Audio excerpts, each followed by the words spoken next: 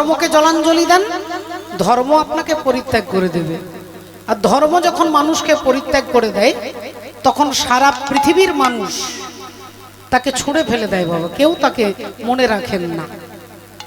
বললেন যদি বাবাই যদি আমাকে আমার সাপোর্ট থাকতো তাহলে প্রহ্লাদের পিতা ছিলেন হিরণ্যকশিপুর, আপনারা সকলে জানেন। আর সেই প্রহ্লাদকে মারবার জন্য তিনি কখনো গরম তেলের মধ্যে, কখনো হাতির পায়ের তলায়, কখনো পাহাড় থেকে, কখনো বিষ খাইয়ে তাকে মেরে ফেলতে চাইছে। তাহলে তিনিও তো বাবা, প্রহ্লাদের তিনি পিতা, কিন্তু পুত্রকে মারবার জন্য তিনি সদা সর্বদা তৎপর, কখন কিভাবে মারতে হবে। কিন্তু প্রহ্লাদকে রক্ষা করলেন কে? বলে ভগবান। যদি বলেন মা,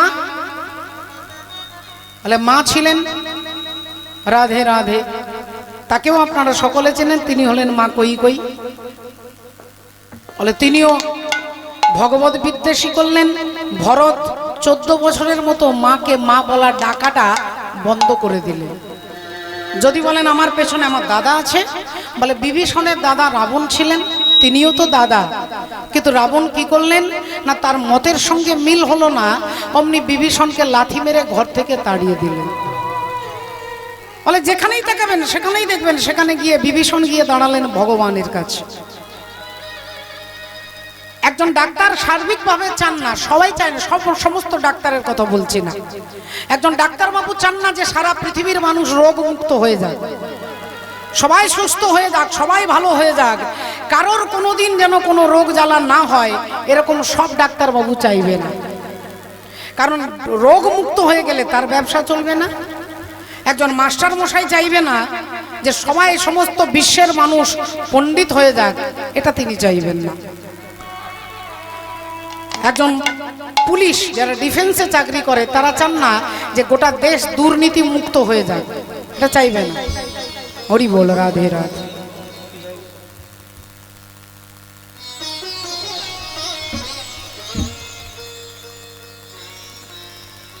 তাহলে একজন অফিসার, পুলিশ অফিসার যারা আইনে নিয়ে যারা চলেন তারা চাইবে না যে দেশ দুর্নীতি মুক্ত হয়ে যায়, এটা চাইবে না, কারণ তাদের চলবে না বাবা।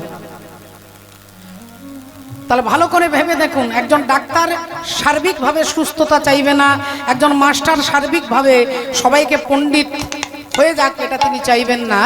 কিন্তু একজন ভক্ত চায় যে গোটা পৃথিবীর লোক, গোটা পৃথিবীর মানুষ ধর্ম উন্মুখী হোক, এটা সকলে চাইবে বাবা, রাধে রাধে। তাই বলছেন কলি ঘোর তিমিরে গরাসল জগজনে ধর্ম করম রহুদূর অসাধনে চিন্তামণি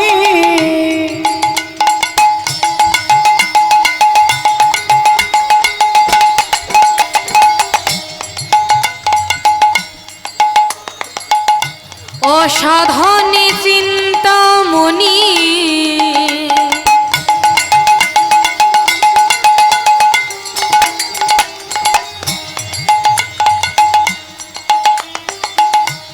অসাধনে চিন্তামণি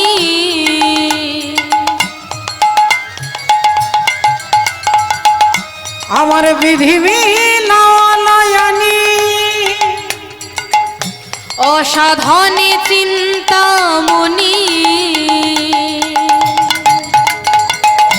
বিধি মিলায় লয়ানি ও গো গোরা বড় দয়ার সাগর, আমার গোরা বড় দয়ার সাগর, গোরা বড় দয়ার সাগর, গোরা বড় দয়ার সাগর। আমি এমন দয়াল আর দেখি নাই, এমন দয়াল আর দেখি নাই, আমি এমন দয়াল আর দেখি নাই, এমন দয়াল আর দেখি নাই, যে জনে যেচে সেধে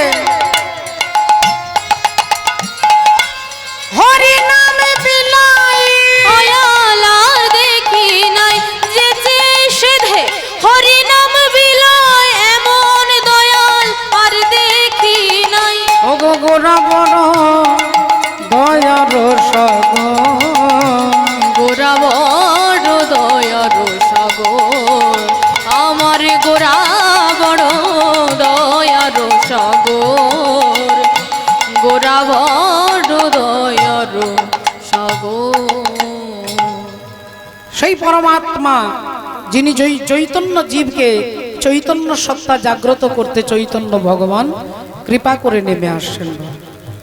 ওগো পাপীর তরে আসেন ভগবান। ওগো পাপীর তরে আসেন ভগবান, ভগবান আসেন ভগবান। ওগো পাপীর তরে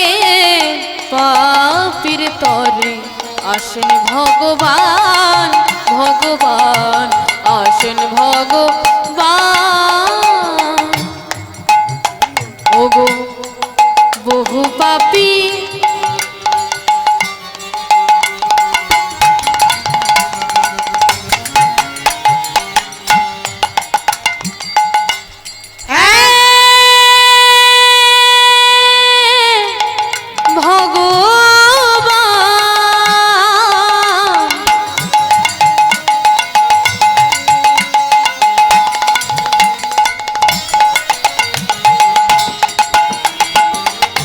বহু পাপী এক ভগবান। ওরে যুগে যুগে হয় অধিষ্ঠান। ওগো বহু পাপী এক ভগবান।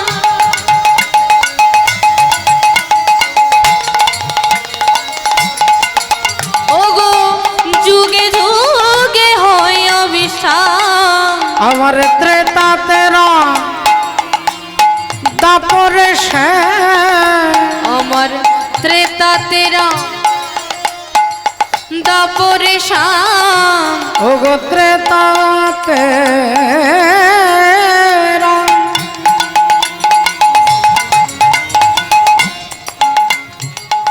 আমার দাপরে দেখো গলিতে গৌরাঙ্গ হই আসেন ভগবান, ভগবান আসেন ভগবান। পাপীর তরে আসেন ভগবান, ভগবান আসেন ভগবান, ভগবান। ওরে কালী আমার কালহরা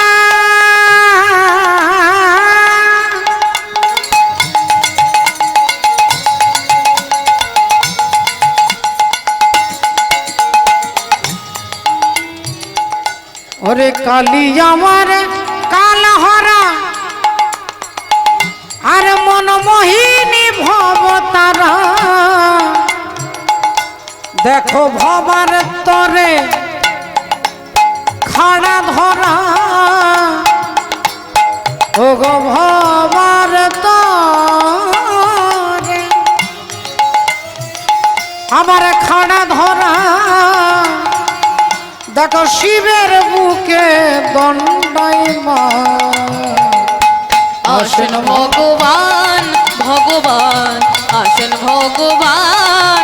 ওগো পাপীর তরে আসেন ভগবান, ভগবান আসেন ভগবান, ভগবান আসেন ভগবান। তাহলে ভগবান শুধুমাত্র ভক্তের জন্য আসেন না, ভগবান পাপীদের জন্য আসেন। একথা ঠাকুর ভবা পাগলা তার গানের মধ্যে লিখলেন। এতে এর অনেক আগে 5000 বছর আগে ভগবান শ্রীকৃষ্ণচন্দ্র অর্জুনকে বলছেন, পরিত্রাণায় সাধূনাম বিনাশায় চ দুষ্কৃতম ধর্ম সংস্থাপনার্থায় সম্ভবামি যুগে যুগে। অর্থাৎ আমি ভক্তের জন্য যাই, দুষ্টের দমন করতেও যাই এবং ধর্মকে প্রতিষ্ঠা করবার জন্য। ধর্মের মধ্যে যখন অনেক গ্লানি প্রবেশ করে, ধর্ম হচ্ছে স্বচ্ছ, ধর্ম হলো নির্মল, ধর্ম হলো পবিত্র, কিন্তু ওই ধর্মের মধ্যে যখন কুসংস্কার যুক্ত হয়, মনমুখী যখন মানুষ নিয়ম ওই ধর্মের মধ্যে ঢোকাতে প্রবেশ করে, তখনই ধর্ম কি হয়ে যায় না গ্লানি হয়ে যায়। সেই গ্লানি তাকে নির্মল করবার জন্য ভগবানই যুগে যুগে অর্জুনকে বলছেন, আমাকে বারবার যেতে হয় রাধে রাধে। আমি একটুক্ষণ আগে বলছিলাম যে ধর্ম রক্ষাতি রক্ষিতা, ধর্মকে যখনই আমি ছেড়ে দেব ধর্ম তখন আমাকে পরিত্যাগ করবে। আপনারা সকলে জানেন, রাধে রাধে, দুরাচারী, অত্যাচারী, পাপাচারী, দুষ্টু রাবণ সীতা দেবীকে হরণ করতে পেরেছিলেন। সীতা দেবীকে হরণ করবার ক্ষমতা রাবণের ছিল না বাবা, কারণ সীতা দেবীর বাবা জনক রাজা একটা দাবি রেখেছিলেন যে এই হরধনুটাকে যিনি ভাঙতে পারবে আমি আমার মেয়ের সঙ্গে তার বিয়ে দেব। আর সেই হরধনু একটা টেবিলের ওপরে সুন্দর শিব ঠাকুরের ধনুকটা রাখা আছে। বড় বড় রাজা মহারাজা, শক্তিশালী, কত বড় বড় বীর, কত প্রতাপশালী ব্যক্তি ওই ধনুকটাকে তুলবার জন্য আসছে, এক চুল নড়াতে পারছেন না। ওই ধনুকটাকে এক চুল নড়াতে পারছেন না কোনো রাজা, কোনো মহারাজা। কিন্তু ওই ধনুকটাকে সীতা দেবী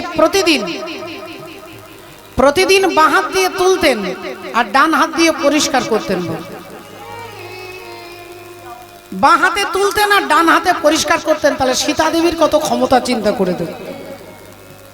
যেখানে বড় বড় রাজা মহারাজা, অমলাত্মা বিমলাত্মা, কত বড় বড় রাজা বীর, তারা কেউ ধনুকটাকে তুলতে পারে না, সীতা দেবী প্রতিদিন ধনুকটাকে তুলে আর পরিষ্কার করতেন। তাহলে সীতা দেবীকে রাবণ রাজা তুলে নিয়ে গেছে, আপনাদের মনের মধ্যে কোথাও একটা সন্দেহর বাধা, একটা বাসা বাঁধবে। বলে তাহলে সীতা দেবীকে হরণ করতে পারলেন কেন না? চারটে জায়গায় মা সীতা দেবী তিনি ভুল করে ফেললেন, এটা বলতেও খারাপ লাগে, ভুল করেননি।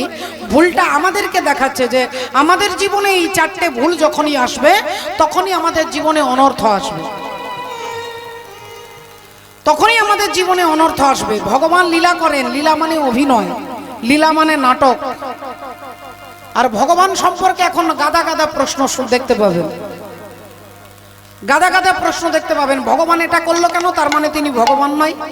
ভগবান এটা করলো কেন, বলে ভক্ত আর অভক্তের মধ্যে পার্থক্য কি না? ভক্ত যারা তারা রাবণের গুণ খুঁজে বেড়ায়, আর অভক্ত যারা তারা রামের দোষ খুঁজে বেড়ায়।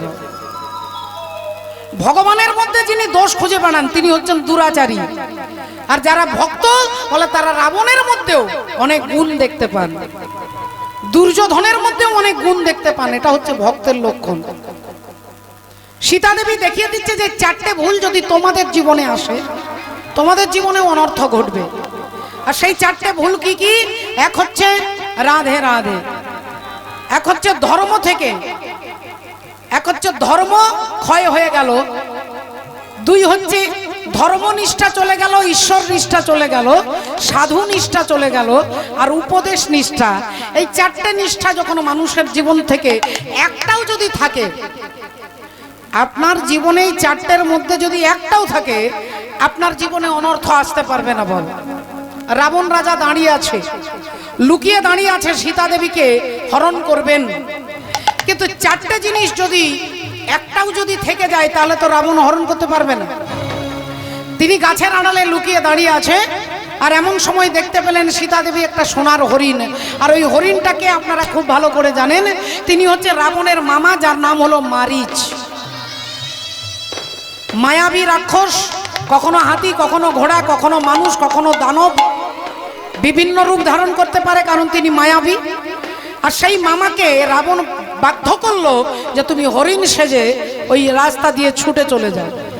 এখন হরিণ সেজে, সোনার হরিণ চকচক করছে, সুন্দর চকচক চকচক করছে, সোনা যেমন চকচক করে সেইভাবে এখন সীতা দেবী যেখানে ফুল তুলছিল তার পাশ দিয়ে হেঁটে চলে গেছে। আর সীতা দেবী দেখতে পেয়েই ছুটে এসেছে রামচন্দ্রের কাছে, এসেই বললেন, স্বামী ওই সোনার হরিণটা আমাকে ধরে দিতে হবে। রামচন্দ্র দেখুন এক কথায় উত্তর দিলেন যে সীতে তুমি ভুল করছো, সোনার হরিণ কখনো হয় না। আর যদি সোনার হরিণ হয় সেটা আলমারির লকারে সাজানোর জন্য থাকবে, সোনার হরিণ কখনো হাঁটা চলা করবে না।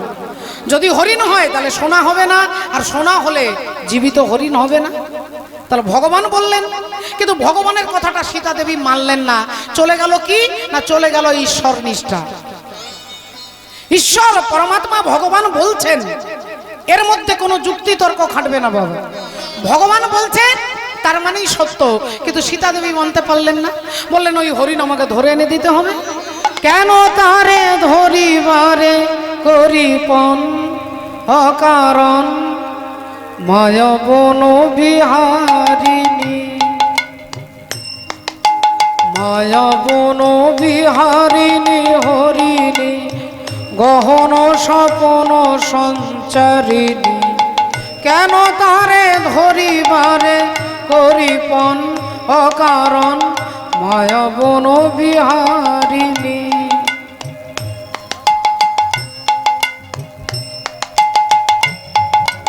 হরি ওম।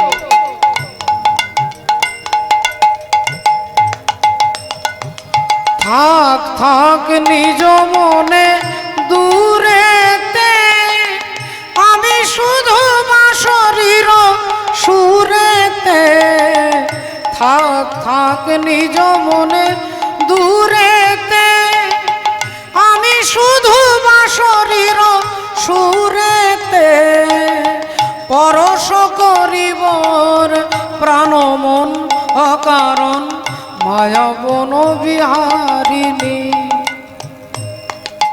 মায়াবন বিহারিণী হরিণী গহন স্বপন সঞ্চারিণী মায়াবন বিহারিণী মায়াবন বিহারিণী। হরিণের পেছনে ছুটবার জন্য বাধ্য করলেন সীতা দেবী, বললেন ওই হরিণ আমাকে ধরে এনে দিতে হবে। তাহলে ভগবান বললেন, সীতা দেবী মানলেন না, চলে গেল ঈশ্বর নিষ্ঠা। এবার রামচন্দ্রকে সীতা দেবীর মন রাখবার জন্য ছুটতে হলো। তিনি বুঝিয়ে দিলেন যে হে সীতে, তুমি আমার সঙ্গে 14 বছর বনবাসে বেরিয়ে এসেছো একটা কাপড় পরে, পায়ে জুতো নেই, গোটা শরীরে কোথাও একটা সোনা নেই। সেই অবস্থায় তুমি আমার পতিব্রতা ধর্ম রক্ষা করতে সংসার থেকে বেরিয়ে এলে, এত গয়না এত সোনা দানা সব ত্যাগ করে এলে, আর একটা সোনার হরিণের মোহতে পড়ে গেলে তুমি। তাহলে দেখো আজকে মায়ার পেছনে ছুটলে কি করতে হয়, কি হবে। রামচন্দ্র ছুটলেন হরিণের পেছনে সীতা দেবীকে বুঝিয়ে দেওয়ার জন্য। আর যেই রামচন্দ্র ছুটছেন, অমনি রাক্ষস মারিচ কি করলো, তার কণ্ঠস্বরটাকে নকল করে চিৎকার করে ডাকলো, ভাই লক্ষণ। তাহলে প্রথমেই চলে গেল ঈশ্বর নিষ্ঠা। রাবণ গুনে দেখছে একটা চলে গেছে, বাকি আছে 3টে। এবার রামচন্দ্র খালি পায়ে ছুটছে, তার পায়ে কাঁটা লাগবে না পাথর লাগবে না আঘাত লাগবে না ব্যথা লাগবে, সীতা দেবী সেদিকে লক্ষ্য করলেন না। তাহলে একজন সতী নারীর পাতিব্রতা ধর্ম তিনি নষ্ট করে ফেললেন। চলে গেল কি না ধর্মনিষ্ঠা। এই দুটো চলে গেল, এখনো দুটো বাকি আছে। রাবণ আসতে পারছে না, রাবণ গাছের আড়ালে দাঁড়িয়ে আছে, কারণ এই দুটোর মধ্যে যে কোনো একটা থাকলেও রাবণ সীতা দেবীকে হরণ করতে পারবে না। তিনি দাঁড়িয়ে অপেক্ষা করছে, রামচন্দ্র ছুটছেন। এমন সময় যখনই লক্ষণের নাম চিৎকার করে ডাকছেন, অমনি অমনি শুনতে পেয়ে সীতা দেবী লক্ষণকে বলছেন, ভাই তোমার দাদা বিপদে পড়েছেন, তুমি যাও। লক্ষণ কি বললেন, বৌদি মাগো, আমার দাদা হচ্ছে বিপদ ভঞ্জন মধুসূদন, তার জীবনে বিপদ। সমস্ত পশু পাখি কীট পতঙ্গ পিঁপড়ে থেকে হাতি পর্যন্ত, আর জনসাধারণ একটা জনগণ একটা পাবলিক থেকে রাষ্ট্রপতি পর্যন্ত যে ভগবানকে ডাকে, সেই ভগবানের জীবনে বিপদ এ হতে পারে না। তুমি ভুল বলছো বৌদি, আমার দাদার এটা কণ্ঠস্বর নয়। সীতা দেবী বললেন, লক্ষণ আমি তোমাকে যেতে বলছি, তোমার দাদা বিপদে পড়েছে, তুমি যাও। নিশ্চয়ই তোমার দাদা কোনো অমঙ্গল কোনো বিপদ হয়েছে, তুমি যাও। লক্ষণ বললেন, বৌদি আমি যেতে পারবো না, কারণ দাদা আমাকে দায়িত্ব দিয়ে গেছে, তোমার দায়িত্ব আমার উপরে দিয়ে গেছে, তোমাকে ছেড়ে এই জঙ্গলে রেখে আমি যেতে পারবো না। সীতা দেবীর মুখ দিয়ে বেরিয়ে গেল ভক্তকে অপমান সূচক বাক্য, বললেন যে বুঝতে পেরেছি আমি এখানে একা আছি, আমার সুযোগ নেবার জন্য তুমি আমাকে ছেড়ে চলে যাচ্ছ না। একজন সাধুর প্রতি সাধুর অন্তরে ব্যথা দেওয়া হয়ে গেল, সাধুর প্রতি অবিশ্বাস। তাহলে 4টে নিষ্ঠার মধ্যে ঈশ্বর নিষ্ঠা, ধর্মনিষ্ঠা, এবার সাধু নিষ্ঠা চলে গেল। বলেন আমি বুঝতে পেরেছি তুমি আমার দুর্বলতার সুযোগ নিতে চাইছো। লক্ষণ কানে হাত চাপা দিয়ে বলে উঠল, মাগো আমি কখনো তোমার মুখের দিকে তাকাইনি মা, আমি তোমার চরণের দিকে তাকিয়েছি। আমি তোমার চরণ ছাড়া তোমার অঙ্গের কোন অঙ্গকে আমি দর্শন করিনি। তুমি আমার মা, আর তুমি আমায় এত বড় কথা বললে। ঠিক আছে, আমি যাচ্ছি। যাবার সময়ও দাদার কথাটা যাতে, দাদার মর্যাদা যাতে থাকে, তার জন্য লক্ষণ তার তীর দিয়ে একটা রেখা টেনে দিয়ে বললেন, বৌদি আমি তোমাকে অনুরোধ করে যাচ্ছি, এই দাগের বাইরে তুমি বেরোবে না। যতক্ষণ আমরা ফিরে না আসবো তুমি বেরোবে না। দাগটা টেনে দিয়ে লক্ষণ ছুটলেন দাদা রামের পেছনে। তাহলে রাম চলে গেল, লক্ষণ চলে গেলেন। সীতা দেবীকে দাগ দিয়ে একটা লিমিট, এটা হচ্ছে লিমিট, দাগ হচ্ছে লিমিট।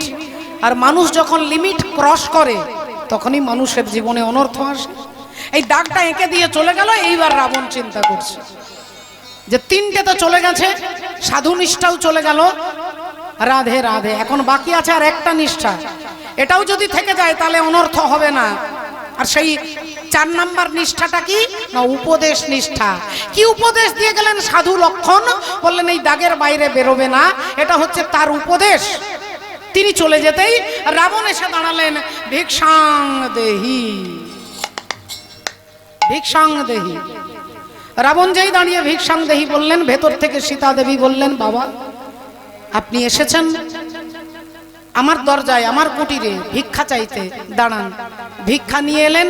বললেন, বাবা আপনি একটু কাছে আসুন, আমি দাগের ভেতরে থাকবো, আপনি বাইরে থাকবেন, আমি ভিক্ষাটা দিয়ে দিচ্ছি, আপনি নিয়ে চলে যান।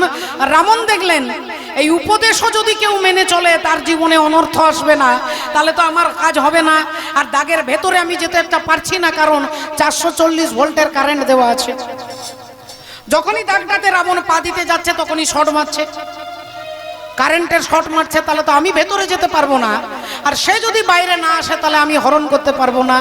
অমনি রাবণ বলে উঠলেন, দেখো মা, যদি আমাকে ভিক্ষা দিতে হয় এই দাগের বাইরে এসে দিতে হবে।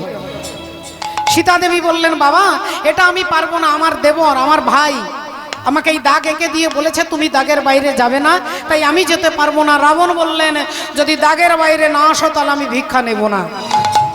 আর সংসারী মানুষের দরজায় ভিখারি, বৈষ্ণব, ভক্ত, সাধু, ব্রাহ্মণ এসে দাঁড়িয়ে যদি ভিক্ষা না নিয়ে যায় তার সংসারের অকল্যাণ হবে। তুমি অকল্যাণ সহ্য করতে পারবে তো মা? আমি চললাম। রাবণ যেই বলেছে চললাম, এই যে ধর্মের দোহাই দিল, তখনই সীতা দেবী বলছেন, দাঁড়ান বাবা দাঁড়ান, আমি যাচ্ছি। আর যেই দাগের বাইরে চলে গেল, 4টে নিষ্ঠা তার জীবন থেকে চলে গেল। লক্ষণ হচ্ছে সাধু, সাধুর উপদেশ ছিল দাগের বাইরে বেরোবে না। যেই দাগের বাইরে বেরিয়ে গেল অমনি রাবণ সীতা দেবীকে হরণ করে নিল। তাহলে ছোট্ট একটা ঘটনার মধ্যে শাস্ত্র আমাদেরকে শিক্ষা দিচ্ছেন যে ধর্মনিষ্ঠা আমরা রাখতে পারি না, বিভিন্ন কারণে, বিভিন্ন সামাজিক সাংসারিক চাপে পড়ে আমরা অনেক সময় রাখতে পারি না, মিথ্যে বলতে বাধ্য হয়ে যায়। ঈশ্বর নিষ্ঠা অনেক সময় ভগবানের কথায় আমাদের অবিশ্বাস আসে, দুটো আমরা রাখতে পারি না। 3 নাম্বার হচ্ছে সাধু নিষ্ঠা। কে সাধু কে ভক্ত আমরা গুণাগুণ বুঝতে পারি না, অনেক সময় নিন্দে করে ফেলি। 3টে আমরা রাখতে পারি না। বললেন এই 4 নাম্বারটাও যদি রাখতে পারো, গীতা যা বলছে, ভাগবত যা বলছে, চৈতন্য চরিতামৃত যা বলছে, ভক্তরা যা উপদেশ করছে, গুরু যা উপদেশ করছে, বলে তাহলে উপদেশটা মেনে চলো। বলে উপদেশও মানতে পারি না। তাহলে এই 4টে আমরা মানতে পারি না বলে আমাদের জীবনে এত দুঃখ, এত জ্বালা, এত যন্ত্রণা, এত ব্যথা। এই 4টে চলে গেল, সীতা দেবীকে রাবণ হরণ করলেন। আর আমাদের জীবন থেকে 4টে চলে গেছে, তাই আমাদের এত দুঃখ, এত জ্বালা। আমাদের সদ্বুদ্ধিটাকে রাবণ হরণ করে নিয়েছে।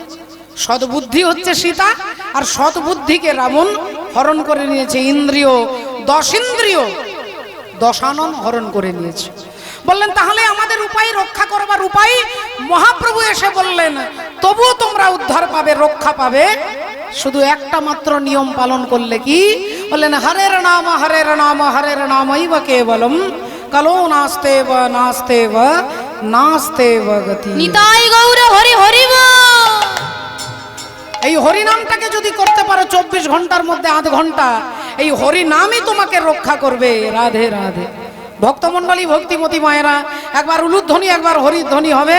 সবাই মিলে হাসি মাখা বদনে, ছল ছল নয়নে, ও গো আনন্দ কাননে মন ভ্রময় নিবা। একবার হরি বল মনে রে মাই হরি বল মনে রে আমায় হরি বল মনে রে আমায় আর হরি বল মনে রে আমায় আহা, হাসি মাখা বদনে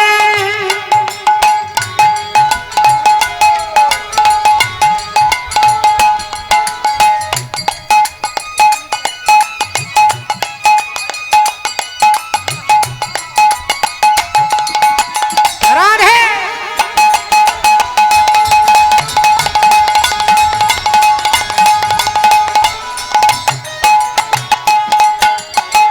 ওরে গতি নাই এই হরি নাম ছাড়া কণ্ঠ ভরিয়া গাও হয়ে আত্মহারা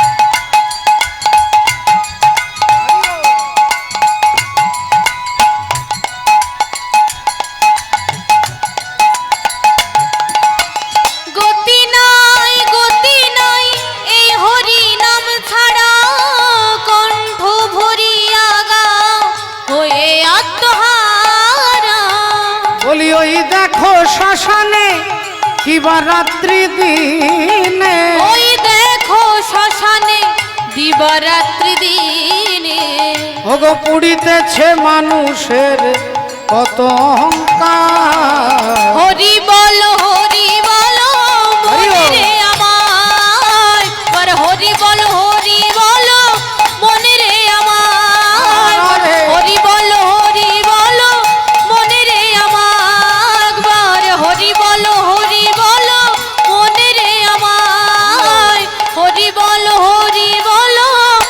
মনে রে আমায় কহিলাম কলির জীবে এই মহামন্ত্র ইহা জপ গিয়া সবে হইয়া নির্বন্ধ ইহা হইতে সর্বসিদ্ধি হইবে সবার সর্বক্ষণ বলইতে বিধি নাহিয়ার এই হরিনাম করো হরিনাম তোমাকে সমস্ত বিপদ থেকে সমস্ত পাপ তাপ জ্বালা যন্ত্রণা এই হরিনাম করতে করতে সমস্ত বিপদ আপদ সব দূরে চলে যাবে গো। কিন্তু নিষ্ঠার সাথে বিশ্বাসের সাথে ভালোবাসার সাথে এই নাম করলে বলে হরি নামে তাই তোমার আনন্দ আমার পর তুমি তাই এসেছ নিচে আমায় নইলে ত্রিভুবনে সার তোমার প্রেম হতো যে মিছে তাই তোমার আনন্দ আমার তুমি তাই এসেছ নিচে আমায় নইলে ত্রিভুবনে সার তোমার প্রেম হতো যে মিছে আমায় নিয়ে মেলেছ এই মেলা আমার হিয়ায় চলছে রসের খেলা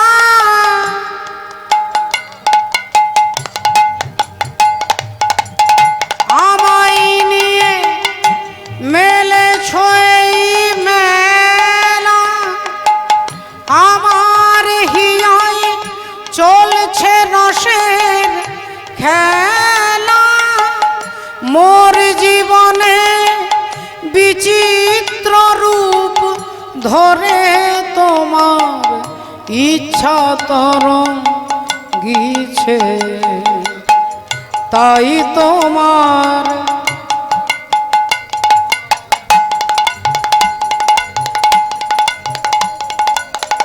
রাধে তাই আমার মতো জীবকে আনন্দ দেবার জন্য আনন্দময় ভগবান তিনি তার লীলার অবতারণা করছেন। রাধে রাধে। আমাদেরকে আনন্দ দিতে, আমাদেরকে সুখ দিতে, আমাদের সমস্ত দায়িত্ব তিনি গ্রহণ করবেন যদি আমরা আমাদের সমস্ত দায়িত্ব তাকে দিতে পারিব। তাই বৈষ্ণব পদকর্তা কি বলছেন? কলিঘোর তিমিরে গরাসল জগজনে ধর্ম করম রহুদূর, অসাধনে চিন্তামণি বিধি মিলা হলো আনি, আমার গোরা বড় দয়ার সগর, আমার গোরা গুণ কহনে না যায়, না যাই গো, না যাই গো, না যায়। আমার গোরা গুণ কহনে না যায়, যাই গো, যাই গো, যাই গো, গোরা গুণ কহনে না যায়।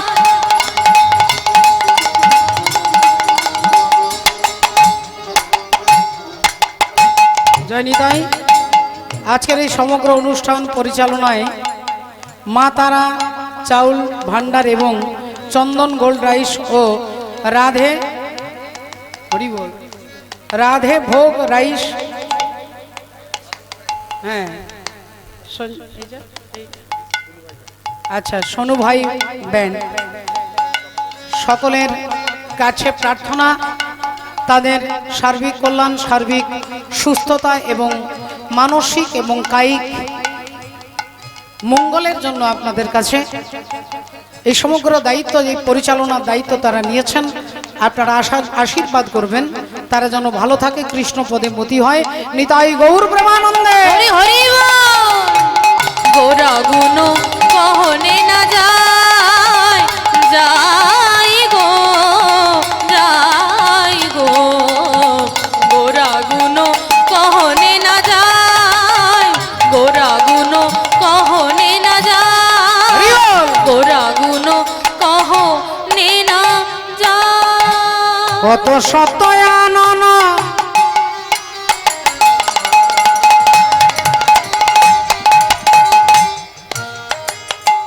আবার কত চতুরানন,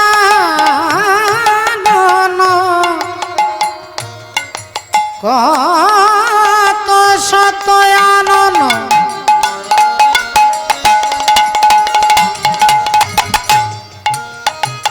আবার কত চতুরানন বরণিয়া, আমার গোরার গুণের কথা বরণিয়া, ওরে নাহি পায়, নাহি পায়, নাহি পায় গো,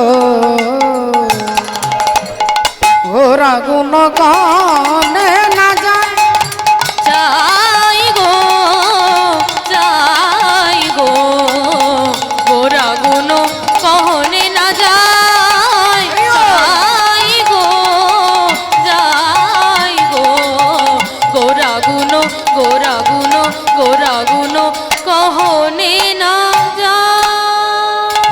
বেদ বিদ্যা দুহু কিছু নাহি জানত, বেদ বিদ্যা দুহু কিছু নাহি জানত, কিছু জানবার দরকার হয় না মা। মহাপ্রভু শ্রীকৃষ্ণ চৈতন্য মহাপ্রভু দক্ষিণ ভারতের রাস্তা দিয়ে হরিনাম গাইতে গাইতে যাচ্ছেন। হঠাৎ একটা শিব ঠাকুরের মন্দির, শিবের মন্দির, শিবালয় মন্দির, ওই মন্দিরে একজন ব্রাহ্মণ গীতা পাঠ করছে। কিন্তু মাগো মনে রাখবেন মা, সেই ব্রাহ্মণ কোনো লেখাপড়া জানেন না। একজন ভক্ত, তিনি গীতা পড়ছেন, গীতা গ্রন্থটাকে উল্টো ধরেছেন, গীতার শ্লোকগুলো উল্টো পাল্টা বলছেন, উচ্চারণও শ্লোক উল্টো পাল্টা, সব উল্টো পাল্টা হচ্ছে।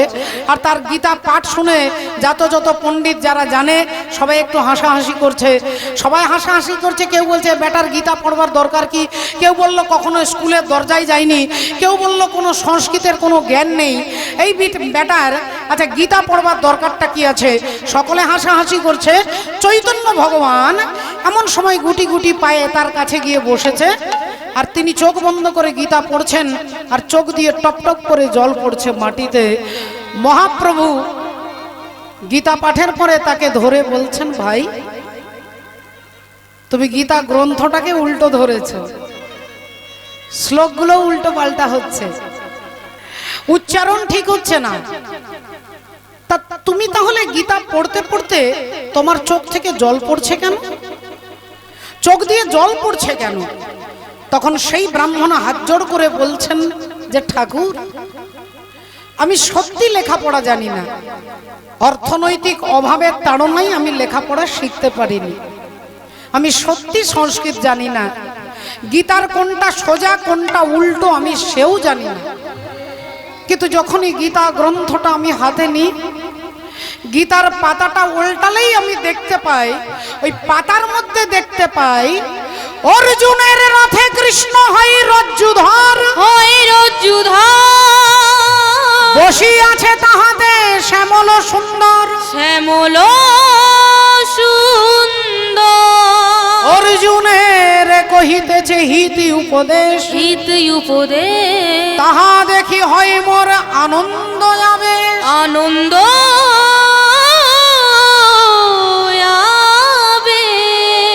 ও বাবা। সেই ব্রাহ্মণ বলছে গীতার পাতাটা উল্টালে আমি দেখতে পাই অর্জুনের রথে ভগবান কৃষ্ণ বসে আছেন, আর তার ঘোড়াগুলো লেজ দোলাচ্ছে, ধপধপে সাদা ঘোড়া, অর্জুন বসে আছে, আর সেই অর্জুনকে ভগবান গীতার উপদেশ করছে। এই দৃশ্যটা যখনই আমি গ্রন্থের মধ্যে দেখতে পাই, আমার চোখের জল আমি আটকে রাখতে পারি না, দরদর করে এই বুক ভেসে জল পড়ে যায়।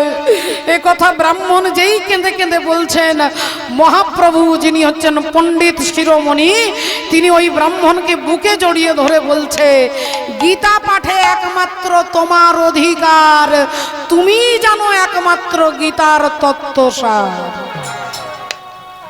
তুমি জানো একমাত্র গীতার তত্ত্বসার। গীতা হাতে নিয়ে যদি ভগবানকে দেখা যায়, তাহলে সেই গ্রন্থ পড়া আপনার জীবনের সার্থকতা। আর গ্রন্থ পড়ে যদি লোকের ভুল ধরতে যান, শুধু এর ভুলটা চোখে পড়ে, ওরটা চোখে পড়ে, এর বিচার করি ওর বিচার করি, তা জানবেন আপনাকে গ্রন্থ কৃপা করেননি। গ্রন্থ যাকে কৃপা করবে সে কারোর ভুলের দিকে তার দৃষ্টি যাবে না। যার খিদে পেয়েছে, যে পঙ্গতে খেতে বসেছে, প্রচন্ড খিদে পেয়েছে, সে পাশের লোকটা কোথায় কি নিচ্ছে, কেমন করে খাচ্ছে, তার তাকানোর সময় নেই, সে গপ গপ করে খাবে, কেন তার ভেতরে ক্ষুধা আছে। আর যার পেটে ক্ষুধা নেই, সে চারিদিকে তাকাবে, কে কতবার ভাত নিচ্ছে, কে কোনটা নিচ্ছে, কে শুক্তো নিচ্ছে, কে কতবার নিচ্ছে, এর মূল প্রমাণটা কি না তার পেটে ক্ষুধা নাই। তাই জানবার যার ইচ্ছা আছে, যিনি ভগবানকে ভালোবেসেছেন, পাশের লোক কি করছে তার জানার অবকাশ থাকবে না। মহাপ্রভু বলছে এটাই হচ্ছে গীতার তত্ত্বসার, তুমি জানো একমাত্র গীতার সত্যসার, তোমারই গীতা পাঠের অধিকার। তাহলে যিনি গ্রন্থটাকে উল্টো ধরেছে, মহাপ্রভু তাকে অ্যাটেস্টেড করে দিচ্ছেন যে গীতা পাঠে একমাত্র তোমার অধিকার। বড় বড় পণ্ডিত, বড় বড় যারা বিজ্ঞ ব্যক্তি, বলে তাদের অধিকার নেই, কারণ তারা ভগবানকে অনুভব করতে পারে না।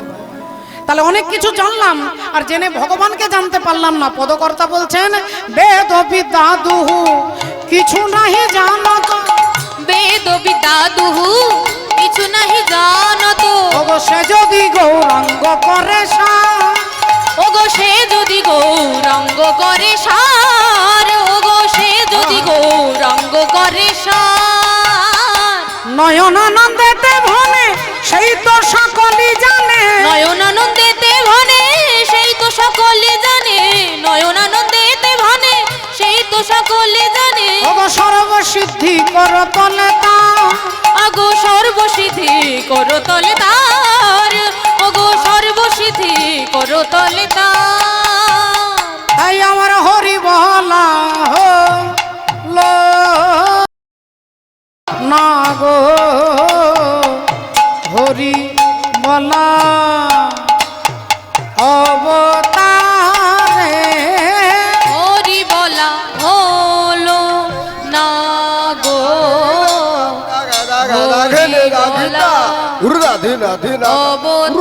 অবতারে হরি বলা হলো না नीता खीता गुरुदा खी झा गुरुद नीता खीता गुरुदा झा तर तर गड़ी दाग तर गड़ी झा गदे गने झा धा धा दंता कट तट दंता तट गता गदे गना धा कट गुरुड़ धा धा दंता कत तट दंता तट कत गो देगन धा कत गुरुड़ धा धा दंता कत तट दंता तट कत गो देगन धा गुरुड़ तट कत गो देगन धा गुरुड़ तट कत गो देगन बोलो ना गो आज आगी तरगड़े आगी तरगड़े आज आगी तरगड़े हो आगी तरगड़े दे ताकत केटे ताकत दे रे केटे है धी धी धी धी धा गुरुड़ आगी तरगड़े आज आगी तरगड़े हो ना गो হরি বলা অবতারে হরি বলা হলো না গো হরি বলা অবতারে হরি বলা হলো না গো হরি বলা অবতারে হরি বলা হলো না গো হরি বলা অবতারে হরি বলা হলো না গো হরি বলা অবতারে হরি হরি বলা হলো না।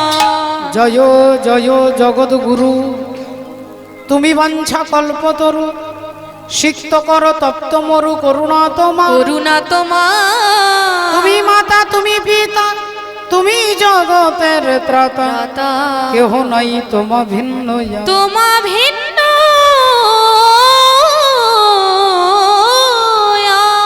জয় রাধে। আমরা যাবো, আমরা শুনবো, আমরা তথ্য শুনবো, আমরা একটি ভজনের মধ্য দিয়ে ভজন রাজ্যে প্রবেশ করব। একবার সবাই মিলে বলবো, বলো ভগবান কৃষ্ণচন্দ্র কি, বলো রাধা রমণ লাল কি, অনন্ত কোটি ভক্ত বৃন্দ কি, বলো সীতা मैया की, বলো ভগবান শ্রী রামচন্দ্র কি, নিতাই গৌর প্রেমানন্দ। হরি হরি বল। হ্যাঁ आँखों है आँखों वो जो शाम का दर्शन किया करे, है आँखों वो जो शाम का दर्शन किया करे, ऐशीष जो प्रभु चरण में बंदन किया करे। बेकार वो मुख है जो रहे व्यर्थ बातों में, मुख वो है जो हरि नाम का सुमिरन किया करे। हीरे मोती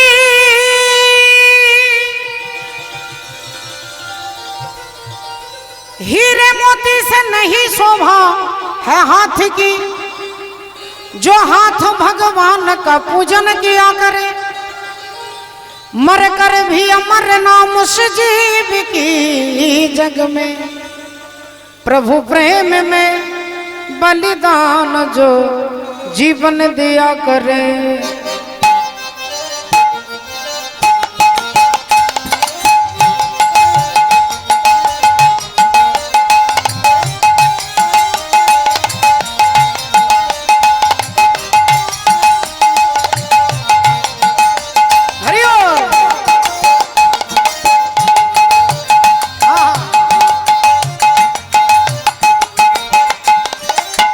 ऐसी लगी लगन,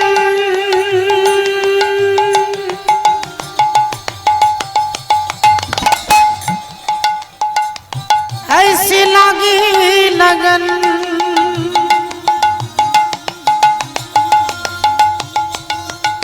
ऐसी लगी लगन, लागी लागी रे लगन, लागी लागी रे लगन। কি বলছেন? ऐसी लागी लगन मेरा हो गई मगन, ऐसी लागी लगन मेरा हो गई मगन। वो तो गली गली हरि गुण गाने लगी, महलों में पली बन के जोगन चली, महलों में पली बन के जोगन चली। मीरा रानी दीवानी कहने लगी, ऐसी लागी लगन।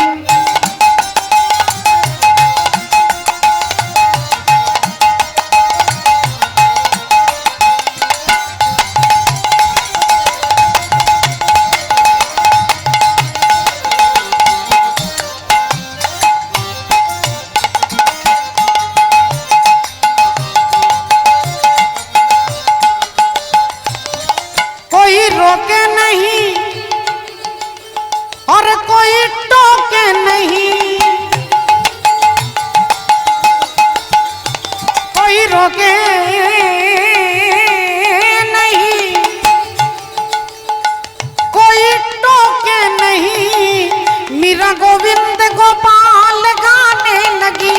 बैठी संतों के संग रंगी मोहन के रंग, मीरा प्रेमी प्रीतम को मनाने लगी। वो तो गली गली हरि गुण गाने लगी। ऐसी लगी लगन मीरा हो गई मगन, वो तो गली गली हरि गुण गाने लगी। ऐसी लगी लगन।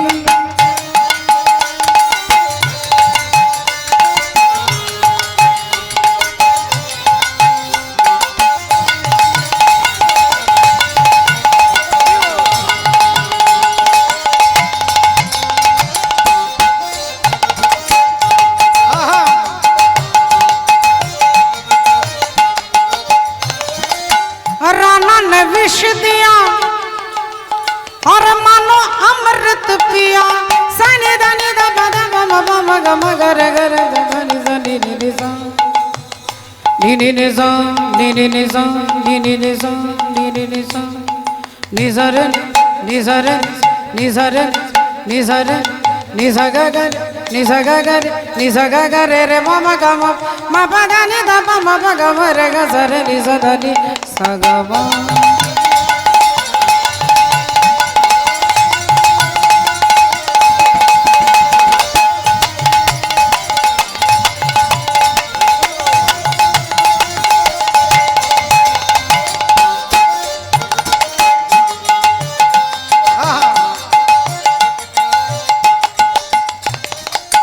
राणा ने विष दिया और मानो अमृत पिया। वो तो सागर में सरिता समाने लगी। दुख लाखों सहे मुख से गोविंद कहे, मीरा गोविंद गोपाल गाने लगी। वो तो गली गली हरि गुण गाने लगी। ऐसी लगी लगन मीरा हो गई मगन। ऐसी लगी लगन मीरा हो गई मगन। ऐसी लगी लगन मीरा हो गई मगन। श्री गुरु निताई गौर सीतानाथ प्रेमानंदे।